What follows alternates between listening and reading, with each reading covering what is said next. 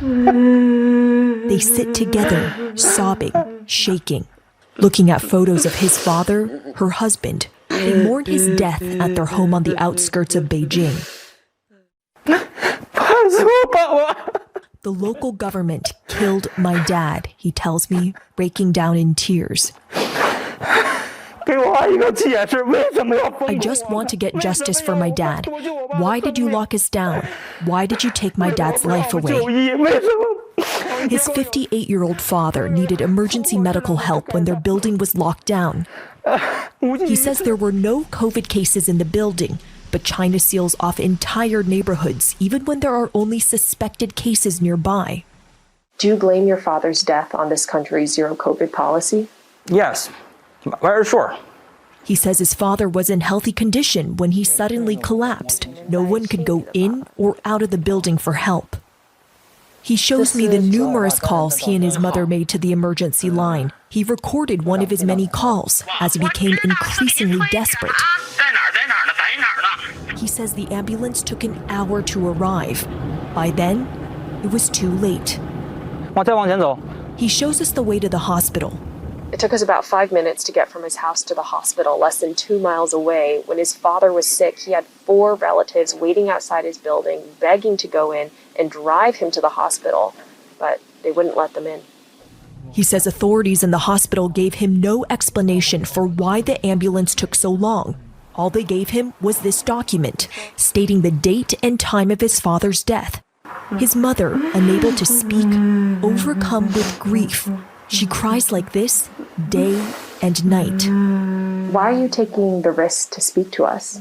I don't want this kind of thing happen again in China and anywhere because of the lockdown and the medical shortage of ambulance caused my father's death. Outrage in China is mounting over the human costs of the country's draconian zero COVID policy.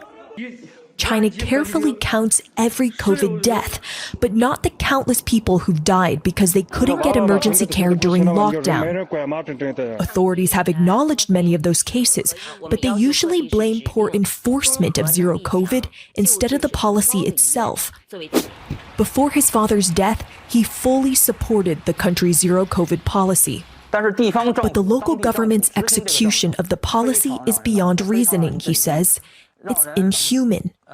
He shows me his favorite picture of his father, surrounded by family. His son, who was closest to his grandfather, now struggles to eat or focus, he tells me. The corner of his room piled with lettuce, potatoes, leeks, and canned food. He says all this food here is in case they get locked down again. The corn planted by his father is one of the few things he left behind. His grief now mixed with fury. He struggles to comprehend the meaning of it all. His father's death in the name of zero COVID. Oh, what a heartbreaking story. And Selena, the fact that citizens are speaking out now, that they're actually criticizing the government for some of the restrictions that likely aren't going away. Just give us a sense. What is daily life like in Beijing right now? Has anything changed? Well, Erica, I feel like I'm getting deja vu with all of these cycles of locking down, then reopening. Right now, more and more buildings are locking down. And while at this point I can technically step outside of my apartment, there's nowhere to go with few places remaining open. And you have to line up for a COVID test every 48 hours to enter any public area. There's still a lot of fear about getting COVID because if you do, you become a pariah. You and your close contacts going to quarantine, your whole building or neighborhood locking down, Erica. Oh, Selena, appreciate the reporting as always.